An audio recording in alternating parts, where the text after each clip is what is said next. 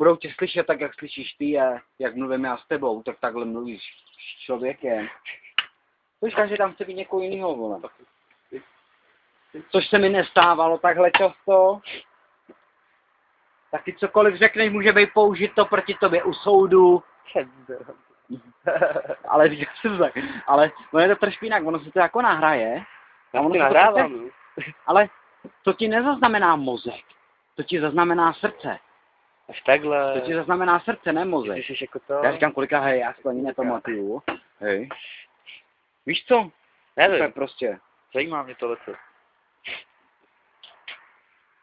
To protože ještě jste neměli takový haldy, jako si, ani ne takový haldy, ale ještě jste ji nepoznali. A jako, když už, tak já si myslím, že je to pravda. Že to byl Chládek.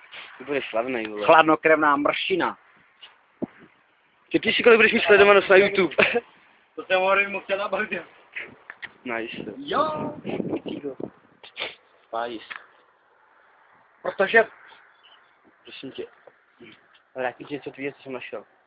Protože to nebyl jenom jeden.